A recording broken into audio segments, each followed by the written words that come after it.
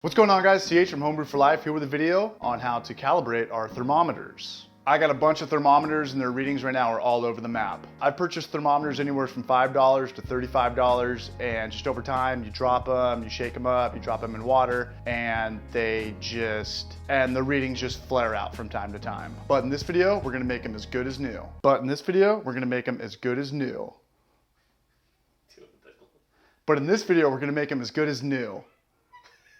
Part one, know your boiling point. We're in Carlsbad, California, and at this sea level, our boiling point is 212 degrees. But with every 500 feet you go above sea level, you lose 1 degree Fahrenheit. So we'll say, I don't know, what's Mammoth, like 10,000 feet above sea level?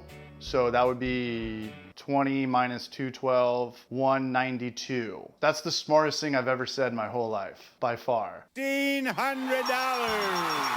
Keith has won. We're gonna boil some water, but we're gonna make sure that the probe of our thermometer is in our pot of water, but it's not touching the bottom. The metal, it'll always be hotter than the water. So make sure it's just above the metal. It can be towards the top of the water or towards the bottom, just make sure it's not touching. And once you get to boiling, play around with the back of your thermometer until you get to 212. You either adjust it with a flathead screwdriver, you could adjust it just by turning it.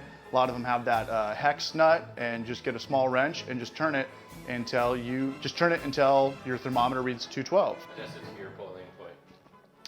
Adjust it to your boiling point. Now that we've calibrated one of our thermometers, I got like 60 of these motherfuckers. What we're gonna do is I'm going to take the thermometer out and I'm just gonna rest it at room temperature for 10 minutes.